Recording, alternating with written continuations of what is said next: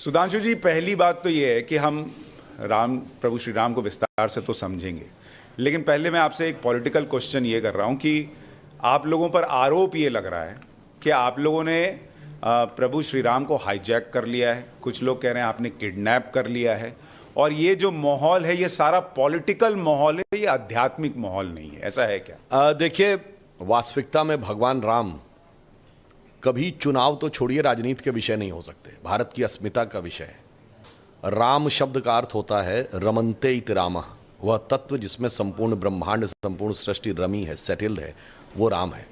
और उसको कोई हाईजैक कैसे कर सकता है? उसको तो ये कहा जाता हरि व्यापक सर्वत्र समाना और प्रेम से प्रकट होए मैं जाना।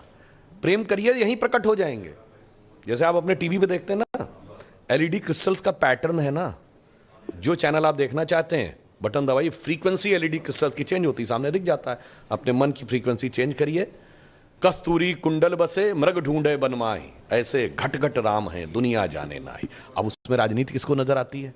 राजनीति उनको नजर आती है जिन्होंने कि इस देश के संविधान निर्माताओं ने संविधान की मूल प्रति में भगवान राम का चित्र, जानते हैं कौन से चैप्टर पे? Fundamental rights. इसका मतलब संविधान निर्माताओं का भाव था कि हमारे मूल अधिकार एक मर्यादा से प्रेरित और मर्यादा से नियंत्रित होने चाहिए, जो भगवान राम की मर्यादा थी। परंतु अफसोस, जब उस पर राजनीति करने का प्रयास किया गया तब यह हुआ। हमारा राजनीति से कोई लेना नहीं, हम जब 2 सीटों वाली पार्टी थे, सपने में गुमान नहीं था कि कभी हमारी जिंदगी, मतलब आप मोदी जी की जनरेशन छोड़ दीजिए, वो अटल जी वाली जनरेशन छोड़ दीजिए, हमें नहीं गुमान था कि हमारी जिंदगी में कभी वो दिन आएगा कि केंद्र में हमारी स्पष्ट बहुमत की सरकार होगी। तब भी हम राम के साथ उतनी ही भक्ति से खड़े थे जितना 303 के साथ खड़े हैं। लेकिन आरोप ये है ना कि आप कुछ लोगों को बुला रहे हैं, कुछ को नहीं बुला रहे हैं। कुछ को दिक्कत ये कि मोदी जी क्यों जा रहे हैं, वो तो प्रधानमंत्री हैं, वो धार्मिक कार्यक्रम में क्यों शामिल हो रहे हैं। आज मैं देख रहा था कि कई लोग ये भी कहने लग गए कि जो लोग जाएंगे वो एक धर्म विशेष से जोड़ दिए जाएंगे, जो नहीं जाएंगे उनको आप कहेंगे ये एंटी हिंदू है। तो ये परेशानियां उनकी बढ़ रही हैं। देखिए, एक बहुत बड़ी समस्या ये है, मैं कई बार बोल चुका हूं, जो लोग भगवान राम को एक पर्टिकुलर विचार, एक पर्टिकुलर व्यवस्था से जोड़ना चाहते हैं, तो मैं याद दिलाना चाहता हूं, इस दुनिया में एक ही देश है जहां के नेशनल ब्रॉडकास्टर पर डे रामायण आती है, वो है इंडोनेशिया, दुनिया का सबसे बड़ा मुस्लिम देश, जहां भारत से भी अधिक रामलीलाएं खेली जाती हैं प्रतिशत के हिसाब से, जनसंख्या के प्रतिशत अगर देख लें, और सारे के सारे पात्र मुस्लिम होते हैं। वो है दुनिया का सबसे बड़ा मुस्लिम देश इंडोनेशिया। अगर कोई एक ऐसा देश है जहां की फर्स्ट लेडी मानती है कि उनकी वंशावली भगवान राम से है, तो वो है कोरिया, और जाके चेक करिए, कोरिया में 60% लोग नास्तिक हैं। अगर कोई एक देश है जहां का राजा होल्ड करता है title king Rama the 10th, जो इससे पहले थे भूमि बल अतुल्य तेज किंग रामा द 10th, वो है थाईलैंड, वो हिंदू देश नहीं है। आप ये समझिए। और वेस्ट में चले जाइए तो जॉर्डन रिवर के वेस्ट बैंक पे एक बहुत बड़ा शहर है राम अल्लाह। अल्लाह समझ में आता, उसमें राम कहां से आ गया। अब उसके बाद अगर आप देखें तो फैराहों की डायनेस्टी जहां से शुरू होती है, जाके चेक कर लीजिएगा, पहला राजा का नाम है RAMSES, राम से। राम कहां से आया? मैं किसी के ऊपर आक्षेप नहीं लगा रहा हूं, आप खुद सोचिए। और सुमेई प्रोविंस है जो इराक और टर्की के बीच में, कुर्दिस्तान के इलाके में, उसमें एक गुफा में एक चित्र मिला है जिसमें एक भारतीय राजा मुकुट और धोती पहने हुए और ऐसे हाथ में बाण लेके खड़े हैं, धनुष लेके, और सामने एक बंदर घुटने के बल यूं बैठा हुआ। तो बताने की जरूरत नहीं कि वो कौन है। और होंडुरास में जाके चेक करिए, मंकी गॉड। होंडुरास कहां है? लैटिन अमेरिका में। तो पूरब से लेके पश्चिम तक अगर आप देखें तो मुझे इस पे जिन लोगों को फिर भी लगता है कि ये हिंदू हैं और उस कारण से उन्हें आपत्ति है, तो मुझे अटल जी की कविता की वो पंक्ति याद आती है कि मैं अखिल विश्व का गुरु महान, देता विद्या का अमरदान, मैंने दिखलाया मुक्ति मार्ग, मैंने सिखलाया ब्रह्म ज्ञान, मेरे वेदों का ज्ञान अमर, मेरे वेदों की ज्योति प्रखर, मानव के मन का अंधकार क्या कभी सामने सका ठहर। अब आगे समझिए, मेरे स्वर नभ में गहर गहर, सागर के जल में छहर छहर, इस कोने से उस कोने तक, इंडोनेशिया से लेके होंडुरास तक, कर सकते जगती सौरभ में, हिंदू तन मन हिंदू जीवन, रग रग हिंदू मेरा बल। वाह। लेकिन सर थोड़ी देर पॉलिटिक्स अगर साइड भी रख दे। और वैसे एक और भी बात बता दूं, कई बार दर्शकों और उनके लिए, इंडोनेशिया वर्ड का मीनिंग जानते क्या होता है? नीजिया वर्ड एक ग्रीक वर्ड है जिसका मतलब होता है द्वीप। इंडो मतलब इंडियन, भारतीय द्वीप। और बहुत से लोगों को शायद ना पता हो कि इंडोनेशिया की कैपिटल का नाम जानते क्या है? जकार्ता। इसका ओरिजिनल नाम क्या है? जयकर्ता। प्राचीन इंडोनेशिया में 2 प्रोविंसेस होते थे, जयकर्ता और योगकर्ता। आज भी जाके चेक कर लीजिएगा कि जकार्ता के जो बगल का प्रोविंस है उसका नाम आज भी योगकर्ता है। तो इससे आप समझ लीजिए कि यह प्रभाव कितना दूर तक था और संपूर्ण विश्व को मार्गदर्शन देने के लिए था। सही बात है, लेकिन अगर पॉलिटिक्स थोड़ी देर के लिए साइड कर दें और सिर्फ प्रभु श्री राम की बात करें, बीजेपी के राम और जो इस देश के लिए राम है, वो राम क्या अलग हैं? और राम वास्तविकता में किस तरह के हैं, कौन हैं, क्या हैं? देखिए, राम को आप बीजेपी के राम क्यों, सवाल ही नहीं उठता कहने का। अरे राजनीतिक दल से क्या मतलब? राम तो वो हैं जिनके लिए कहा गया है कि जासु अंश उपजय गुण खानी अगणित उमा रमा ब्रह्माणी। अगणित ब्रह्मा विष्णु महेश जिसमें उत्पन्न होते रहते हैं, जिसे आज की डेट में आप कहते हैं ना कि परपीचुअल creation and destruction of universe चलता रहता है, वो ब्रह्म है भगवान। तो उसका तो एक सृष्टि से मतलब नहीं है, एक देश और पार्टी से क्या मतलब, मगर उसको देखने के लिए दृष्टि चाहिए, उसको समझने के लिए दृष्टि चाहिए। जैसे गैलेक्सीज को देखने के लिए टेलीस्कोप चाहिए, ग्रहों को देखने के लिए, गैलेक्सीज को देखने के लिए कौन सा चाहिए? हब्बल टेलीस्कोप चाहिए। अब जेम्स वेब टेलीस्कोप आया है। जब जेम्स वेब टेलीस्कोप जानते क्या है? सैटेलाइट्स में लगे हुए हैं डिफरेंट कॉर्नर्स के ऊपर, विराट स्तर तक पहुंचिए तो राम क्या है सब समझ में आ जाएगा। किसी को कुछ समझाने की जरूरत नहीं पड़ेगी, क्योंकि मगर वो कैसे समझ में आता है? सोई जानहि जेहि देव जनाई।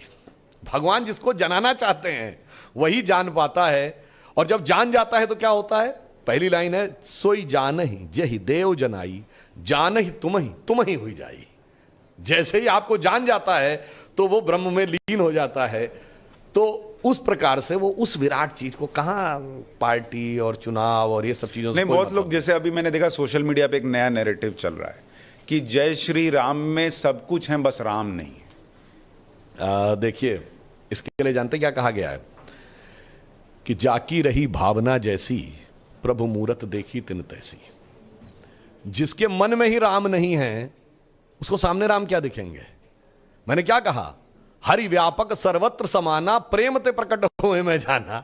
अब भाई जब आपके पास प्रेम ही नहीं है तो प्रभु आपको कैसे दिखेंगे? अब इसके लिए मैं एक और भी बात बता दें, संस्कृत का एक श्लोक है, यस्य नास्ति स्वयं प्रज्ञा, जिसके पास अपनी प्रज्ञा ना हो, अपनी बुद्धि खो गई हो, शास्त्रम तस्य करोति किम, कितनी बढ़िया बढ़िया पुस्तकें उसको दिखा दीजिए, कुछ नहीं समझ पाएगा। लोचनाभ्याम विहीनस्य, यानी आंखें या तो हो नहीं या बंद हो, दर्पणम किम करिष्यति, दर्पण दिखाइए नहीं समझ में आएगा। तो मेरे भाई, तुरी गठरी में लागा चोर मुसाफिर, मन की आंखें खोल, मन की आंखें खोल तो राम दिखेंगे। नहीं, पर जैसे ममता बनर्जी का कहना है कि सिया राम होते थे, आप लोगों ने जय श्री राम डाला, ये आक्रामक रूप है। या जैसे मैंने कई बार बीच में देखा, लोग ये भी कहते हैं कि हनुमान जी की आजकल एक फोटो लगती है, थोड़ी आक्रामक दिखते हैं। आप लोग राम हनुमान सबको आक्रामक, थोड़ा हिंसक दिखा। नहीं, देखिए, उन लोगों को वो लगता है जो शांति के कबूतर उड़ाते उड़ाते उन्होंने भारत के हाथों के तोते उड़वा दिए थे अपने जमाने में। इन लोगों को भगवान राम और हनुमान जी में नहीं, इनको तो संसद भवन के ऊपर लगे शेर भी आक्रामक नजर आ रहे थे। याद है, सुप्रीम कोर्ट चले गए थे क्योंकि इनको शेर भी बिल्ली जैसे चाहिए, भीगी बिल्ली जैसे। जैसा कि 2014 से पहले अटल जी का दौर छोड़ दें तो 67 साल में लगभग 60 साल भारत रहा। भैया, मोहल्ले की लड़ाई से लेके और दुनिया की लड़ाई तक हमेशा कमजोर और छोटा कहता है कि बड़ा और ताकतवर हमें सता रहा है। यहां हम बड़े और ताकतवर हो कहते थे कि बगल वाला मुल्क कमजोर है, छोटा है और हमें सता रहा है। तो इनको वैसे वाले शेर चाहिए थे। परंतु अगर उनको लगता भी है तो मैं कहना चाहता हूं, बहुत दिन हम लोग सुन लिए, ठुमुक चलत रामचंद्र बाजत पैजनिया, सुंदर मधुर स्वरूप है बाल भगवान का।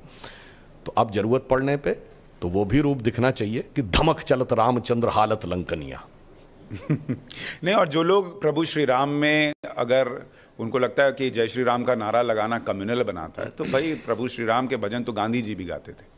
तो अब आपको गांधी जी में भी अगर कम्युनलिज्म दिखता है तो उसका कुछ नहीं किया जा सकता। लेकिन जब हम प्रभु श्री राम का जिक्र कर रहे हैं, आपने कई बार इसके बारे में कहा भी है कि जो संयोग है वो आपको देखना होगा कि प्रभु राम को, इस रामलला को मंदिर तक लाने का जो आंदोलन रहा और उस दौरान जो जो चीज़ें हुई वो इस देश की किसी किसी घटना से जुड़ी हुई है। क्या ये संयोग है वाकई में? देखिए, मगर संयोग है पर देखने के लिए दृष्टि चाहिए। जैसे टेलीस्कोप चाहिए प्लेनेटरी मूवमेंट को देखने के लिए। आपको क्या चश्मे से नहीं दिख रहा है तो भैया अपना चश्मा उतारो, फिर देखो यारो दुनिया नई है, चेहरा पुराना। अब मैं आपको संयोग बताता हूँ। जब जब भारत के इतिहास ने करवट ली, सबसे पहला 1857 प्रथम स्वतंत्रता संग्राम, और जो पहला ऑफिशियल डॉक्यूमेंट है, चूंकि ब्रिटिश कंट्रोल हो गया था अवध के ऊपर, लखनऊ और पूरे फैजाबाद एरिया पे, तो उसके बाद से तो बिल्कुल सारे legal documents as it is available हैं। मुगल काल के पार्ट्स में अवेलेबल है, उसके बाद सीक्वेंस अवेलेबल। पहली एफआईआर दर्ज होती है नवंबर 1858 में।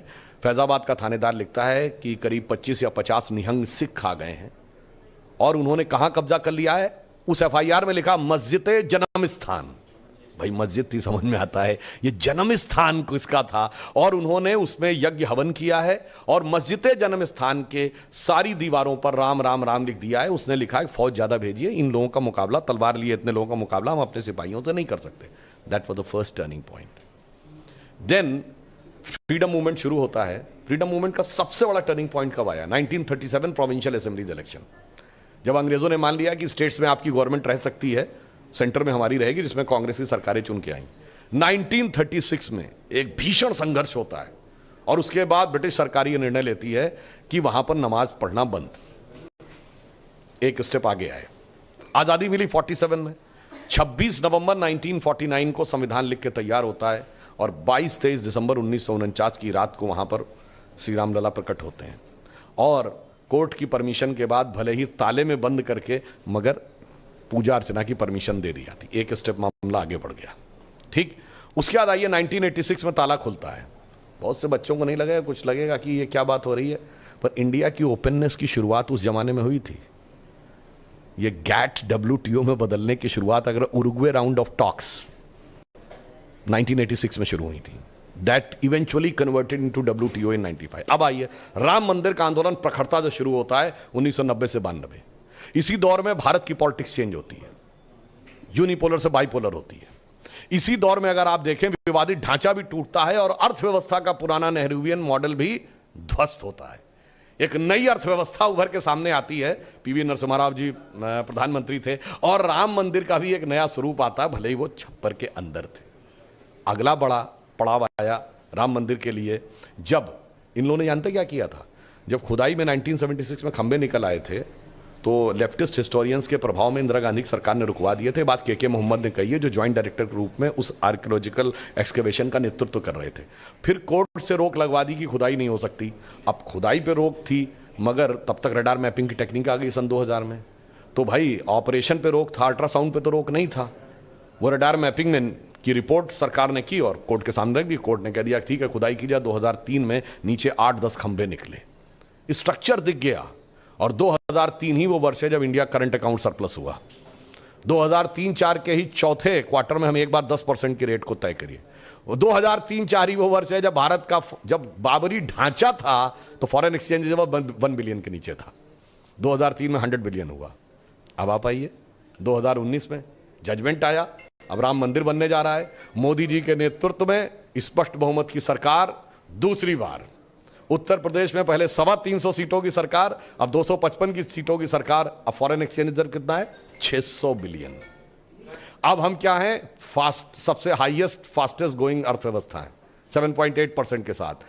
तो मैं तो कह रहा हूं, ये प्रभु की माया को समझो। तो जब भगवान जागृत हो रहे थे तो ये राम मंदिर के लिए कहते थे ना, रामलला हम आएंगे, मंदिर वहीं बनाएंगे, तारीख नहीं बताएंगे। जनाब, ये राम मंदिर कोई इमारत नहीं थी और तारीख कोई डेट नहीं थी। तारीख थी भारत की काल चक्र की गति में ऊपर उठना। और अब देखिए, अब तो ऐसी तारीख आई है कि आपको पता, अंग्रेजों के जमाने का CRPC भी कैंसिल हो गया। वो जो आप लोग फिल्मों में डायलॉग सुनते थे, तारीख पे तारीख, तारीख पे तारीख, अब वो बंद कर दिया गया। अब ये हुआ भाई, चार्जशीट के बाद 90 दिन में केस शुरू करना ही पड़ेगा। अगर जज साहब ने जजमेंट, मतलब हियरिंग कंप्लीट हो गई, 14 दिन में जजमेंट सुनाना पड़ेगा। जजमेंट सुनाने के बाद 1 हफ्ते के अंदर सजा सुनानी पड़ेगी। अगर किसी को मर्सी पिटीशन करना है तो 30 दिन के अंदर करना पड़ेगा।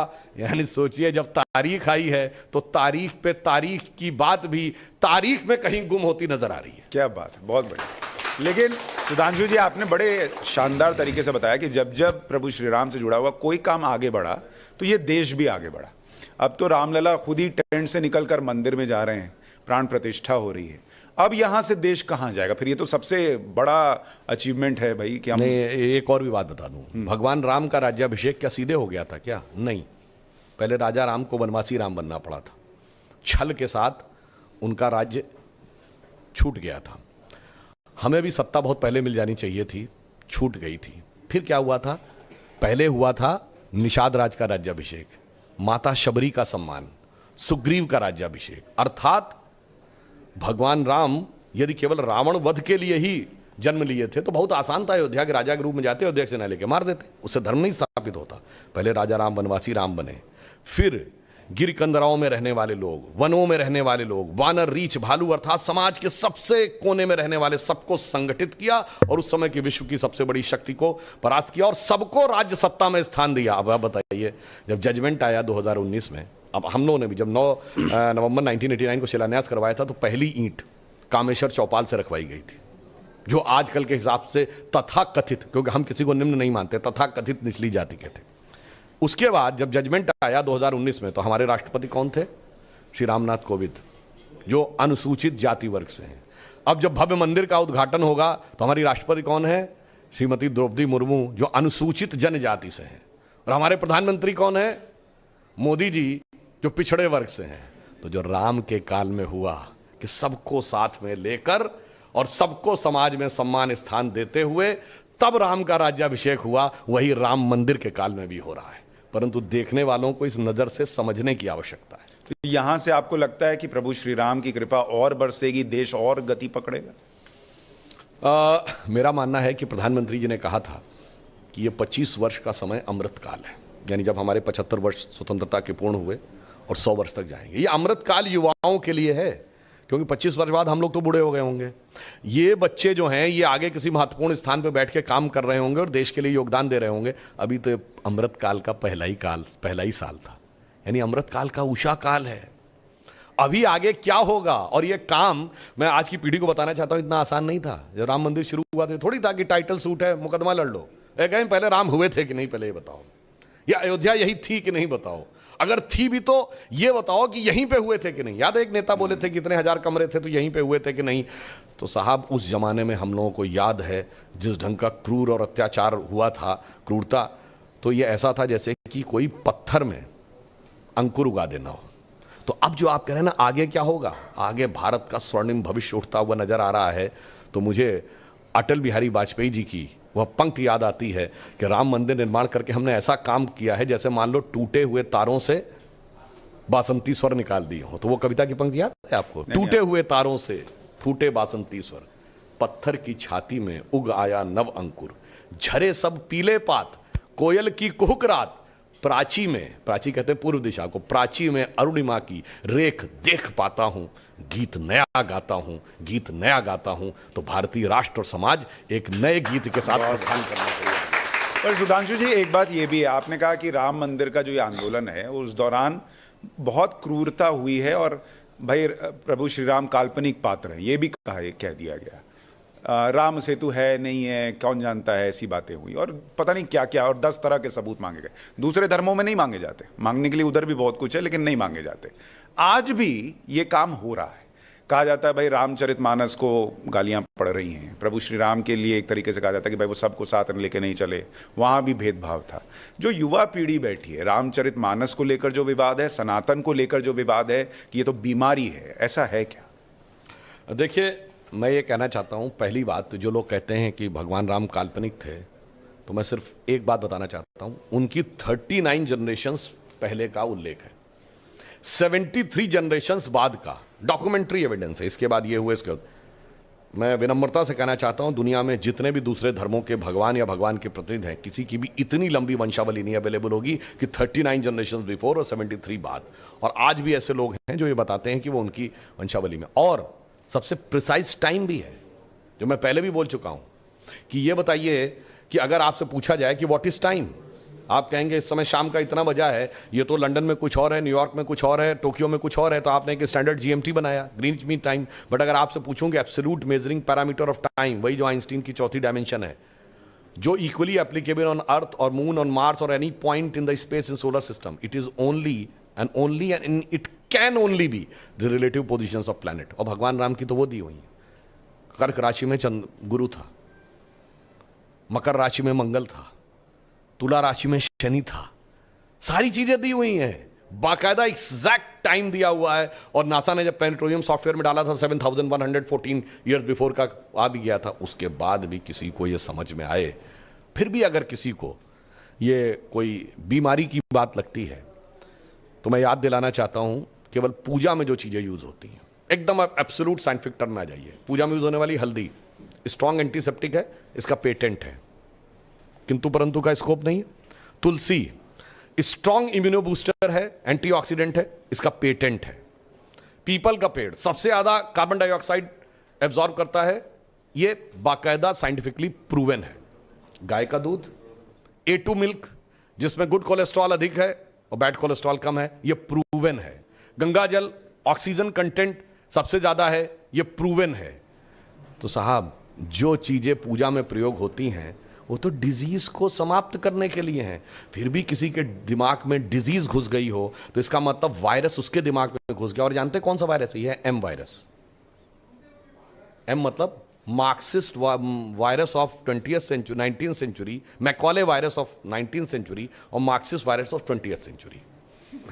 और वैसे कोई और भी जो आप लोग सोच रहे होंगे, हो सकता वो भी ठीक हो, मैं उससे इनकार नहीं कर सकता, मगर इसका जो समाधान है वो भी एम फैक्टर है, वो है मोदी वैक्सीन। अच्छा, वैक्सीन के भी आपको पता है ना कि मतलब वो एक होती है फर्स्ट डोज, एक होती है सेकंड और फिर बूस्टर। तो बस बाकी समझदार लोग स्वयं समझ सकते हैं। तो मुझे ये भी बताइए कि जैसे बहुत सारा यूथ यहाँ बैठा हुआ है जिनके लिए अमूमन धर्म, मतलब स्पेशली मैंने देखा हिंदुओं में कि यूथ जो है वो धर्म से उतना कनेक्टेड नहीं होता। अरे यार इसमें क्या साइंटिफिक है, ये पूजा करने से क्या हो जाएगा। क्या प्रभु श्री राम का जो रूप हम देखते हैं आध्यात्मिक तौर पर, यूथ के लिए साइंटिफिक रूप या उसमें जो जुड़ी हुई चीजें हैं वो आप बता सकते हैं? देखिए, एक बहुत बड़ी समस्या है। हमने कहा ना, मैकॉले और मार्क्स का ये षड्यंत्र हुआ कि हमारे यूथ में सब जो चीजें थोड़ी बहुत भी कोर्स में, सिलेबस में रह गई, सब हटा दी गई। और मैं कहना चाहूंगा कि हिंदू धर्म और हिंदू फैमिली से जुड़े हुए, बल्कि सब लोगों के लिए मैं कहना चाहता हूं, हिंदू फैमिली के जुड़े हुए धर्म, यानी जो हिंदुइज्म से निकले, सिख है, जैन है, बौद्ध है, जो हिंदू परिवार के ही हैं, सब अपने अपने धर्म ग्रंथ पढ़िए, सारा फंडा अपने आप क्लियर हो जाएगा। ये बहुत बड़ा जो आपके दिमाग में स्टीरियोटाइप बना दिया गया, वो सारी चीजें समाप्त हो जाएंगी। भगवान राम के लिए तुलसी ने लिखा है कि कहत परम पुनीत इतिहासा, अंतिम जो चौपाई है, सवन ही हो तो सकल भ्रमनाशा, सुनिए तो सारा भ्रम का नाश हो जाएगा। जैसे मैं एक छोटी सी बात बताना चाहता हूं, कभी आपने ये बात, यद्यपि मैं पहले भी बोल चुका हूं, आप बताइए भगवान राम 4 ही भाई क्यों थे? 3 या 5 क्यों नहीं? और अगर 4 भाई थे तो लक्ष्मणी क्यों राम के साथ जाएंगे वन में, और भरत ही खड़ाऊ रख के शासन क्यों करेंगे, और शत्रुघ्न ही अयोध्या में क्यों रहेंगे? क्योंकि 4 भाई 4 पुरुषार्थ के प्रतीक है, धर्म अर्थ काम मोक्ष। भगवान राम धर्म है, शत्रुघ्न अर्थ है, लक्ष्मण काम है और भरत मोक्ष है। अब देखिए साहब, धर्म के साथ काम यानी कामना यानी इच्छा सदैव संयुक्त रहनी चाहिए, इसलिए लक्ष्मण सदैव साथ में रहेंगे। भरत मोक्ष के प्रतीक हैं तो खड़ाऊ रख के, यानी धर्म के किसी प्रतीक को रख के तपस्या करेंगे, मोक्ष प्राप्त होगा। और शत्रुघ्न अर्थ के प्रतीक हैं तो इसलिए वो राजधानी में ही रहेंगे, अर्थ कभी छोड़ के नहीं जा सकता। इसीलिए आप देखिए, कहा तो जाता राम लक्ष्मण की जोड़ी, मगर तुलसी बाबा ने लिखा हनुमान चालीसा में कि रघुपति कीनी बहुत बड़ाई, तुम मम प्रिय भरत ही संभाई। क्यों? देखिए, कामना को तो धर्म सबसे प्रिय होना चाहिए, लक्ष्मण को राम प्रिय होने चाहिए, धर्म को मोक्ष। और फिर मैं एक और बात बताऊं, जो लोग कहते हैं ना राजा दशरथ के 3 रानियां क्यों थी, क्यों? इसमें 2 ही जुड़वा भाई हैं। कौन? लक्ष्मण और शत्रुघ्न। एक कामना, एक अर्थ, यानी इच्छा और पूर्ति, तो जुड़वा भाई हैं। और 3 क्यों जो होना जरूरी था? ये चारों चीजें एक ही स्रोत से नहीं आ सकती। धर्म सतोगुण से आएगा तो कौशल्या जी सतोगुण का प्रतीक है, तो राम की मां है। अर्थ और काम रजोगुण से आएगा तो सुमित्रा जी रजोगुण का प्रतीक है, तो उनसे काम और अर्थ उत्पन्न होगा। और केकई तमोगुण की प्रतीक है, मोक्ष प्राप्त करने के लिए तमोगुण के पार जाना पड़ेगा। इसलिए महाराज दशरथ की 3 ही रानियां हैं, 2 या 4 नहीं। और फिर यहां पे मैं ये भी कह दूं, मतलब इसको कोई अन्यथा न ले, मैं मतलब ये नहीं कह रहा हूं, इसमें सबसे सुंदर कौन था? केकई। तमोगुण सबसे आकर्षक होता है और अक्सर उसी के पीछे बहुत सारी अनिष्ट की संभावनाएं भी छुपी रहती हैं। तो मैं कह रहा हूं, अगर थोड़ा सा गौर से पढ़ोगे तो एक एक चीज में इतना गहरा अर्थ निकलेगा कि फिर अगर एनी बेसेंट ने कहा था कि for 40 years I have studied a religion by the name of Hinduism, the more you study, the more you love it, the more you get involved, more you respect it, तब जाके धीरे धीरे समझ में आए। बहुत बढ़िया। ऐसा वैसे लग नहीं रहा कि हम किसी सांसद को सुन रहे हैं, ऐसा लग रहा है धर्मगुरु को ही सुन रहे हैं, और जो आप दृष्टि रखते हैं वो सबके पास नहीं होती, इसलिए हमें लगा कि आपके जरिए। वैसे हम राजनीतिक भी बात बताते हैं, ये देश जिसको आप धर्मनिरपेक्ष कहते हैं, देश धर्मनिरपेक्ष नहीं है, ये धर्म प्राण देश है। क्योंकि इस संसद की लोकसभा स्पीकर के पीछे की जो पीठ है उसके पीछे लिखा हुआ है धर्म चक्र प्रवर्तना है। ये पूरी संसद धर्म चक्र प्रवर्तन के लिए है। अशोक का जो चक्र है हमारे राष्ट्रीय ध्वज में, वो धम्म चक्र है, वो धर्म का चक्र है। हमारे सुप्रीम कोर्ट के एमएलएम में लिखा यतो धर्मस ततो जया। और जिसको कोई कंफ्यूजन हो तो इस देश में जब जब बड़ा कोई आंदोलन खड़ा हुआ है तो उसके मूल में धर्म था। 1857 में खुद ही लोग कहते हैं ना कि कारतूसों को लेके गाय की चर्बी के कारतूस और सुअर की चर्बी के कारतूस कहता है। उसके बाद इस देश में सबसे पहले चेतना किसने पैदा की? लोकमान्य तिलक ने गणपति जयंती के द्वारा।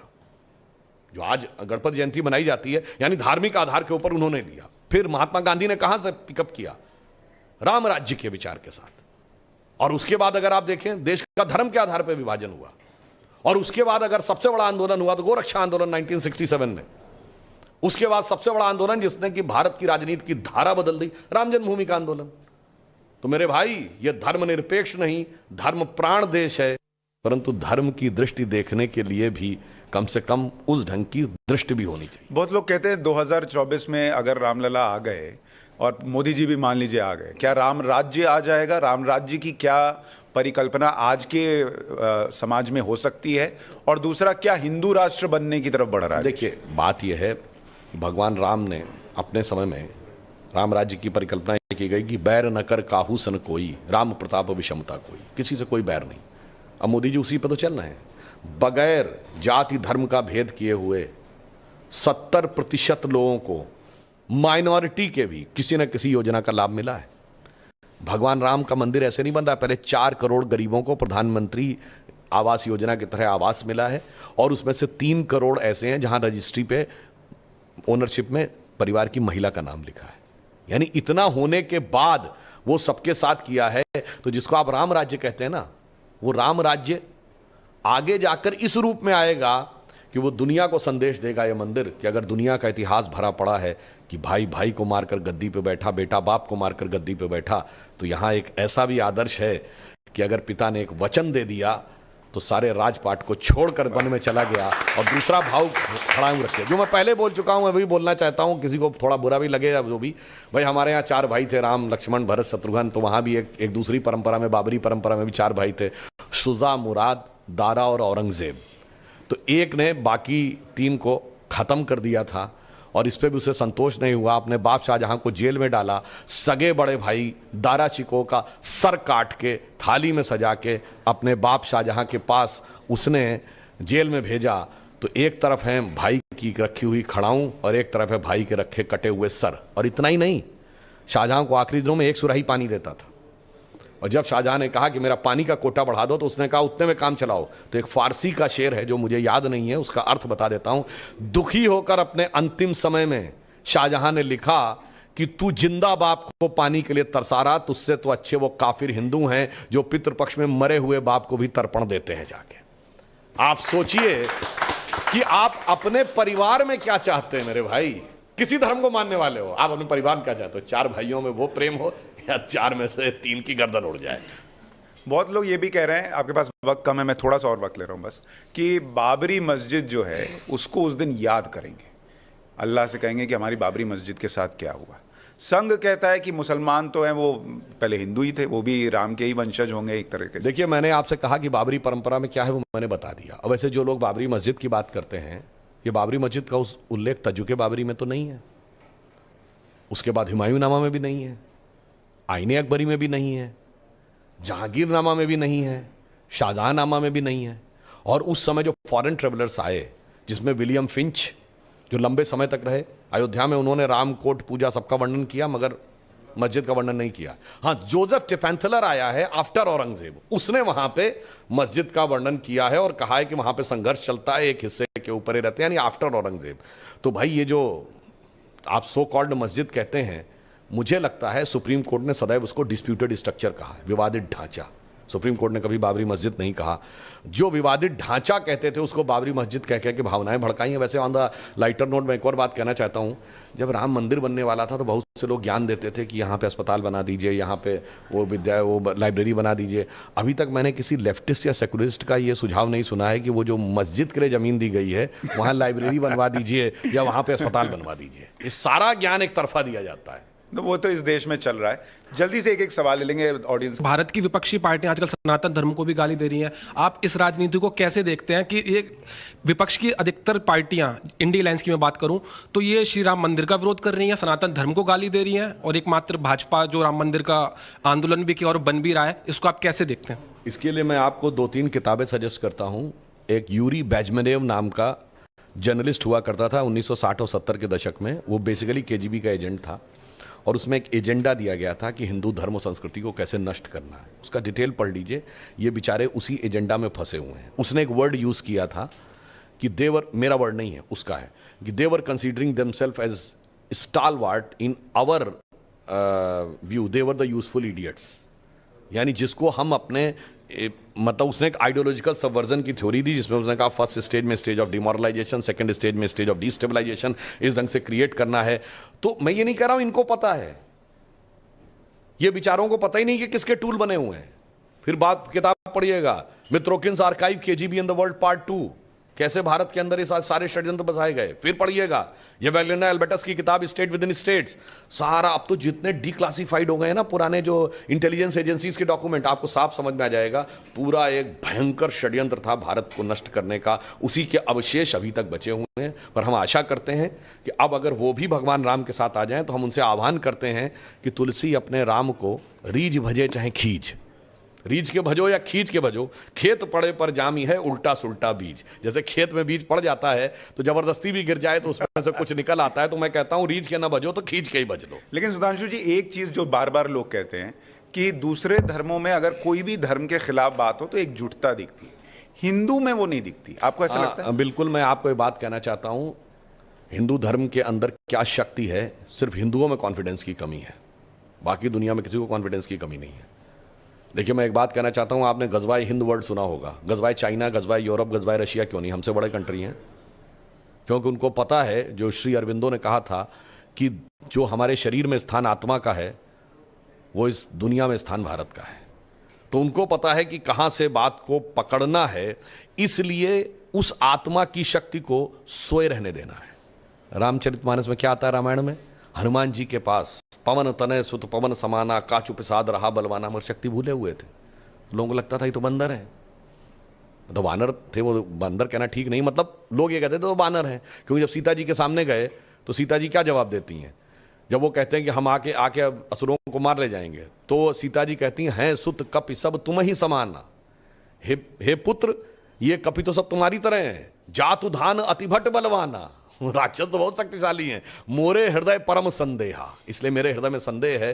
तो हनुमान जी क्या करते हैं? सुनी कपि प्रकट कीन निज देहा, विराट देह दिखाते हैं। कनक भूधरा कार शरीरा, समर भयंकर अति बलवीरा। अब ये लोग चाहते हैं कि भारतीय समाज की वो विराट शक्ति उभरने ना पाए, वो सोई रहे। मगर मेरा पूर्ण विश्वास है कि वो धीरे धीरे जागृत हो रही है, और जब वो जागृत होगी तो भारत ही नहीं संपूर्ण विश्व के लिए कल्याणकारी होगी। बहुत बढ़िया। आखिर में एक प्रश्न कि जो लोग उस दिन 22 तारीख को मान लीजिए राम मंदिर नहीं जा पा रहे हैं, वो किस तरह से प्रभु श्री राम का जो ये बड़ा दिन है या देश के लिए बड़ा दिन है उसको कैसे सेलिब्रेट कर सकते हैं? देखिए, इस विषय में सब अपनी अपनी भावनाओं से करें। कुछ कई प्रकार के निर्णय भी संगठनों के द्वारा हो रहे हैं। 22 के बाद 23 से सभी के लिए खुल जाएगा। सब जाकर वो वहाँ पर दर्शन करें, नई प्रेरणा लें। और जो प्रधानमंत्री मोदी जी ने कहा था ये अमृत काल है, और उसमें एक और बात कही थी, यही समय है, सही समय है, और उस बात के लिए आगे बढ़े। हमने स्वतंत्रता के इस 75 वर्षों में बहुत कुछ पाया है, पर जो हम अपनी संस्कृति गौरव खोते जा रहे हैं। जो मोदी जी ने कहा था 15 अगस्त 2022 को कि भारत को विकसित राष्ट्र बनाना है और इसके साथ साथ गुलामी की मानसिकता से भी मुक्त करना है, सांस्कृतिक गौरव भी अपनाना है। तो अटल जी की इस पंक्ति से समाप्त करता हूं कि स्वतंत्रता को सार्थक करने जब दर्शन करने जाएं तो समझें स्वतंत्रता को सार्थक करने कमर कसें, अभियान करें, जो पाया उसमें खो न जाएं, जो खोया उसका ध्यान करें। बहुत बढ़िया। बहुत बहुत धन्यवाद सुधांशु जी, बहुत बहुत शुक्रिया हमारे साथ जुड़ने के लिए।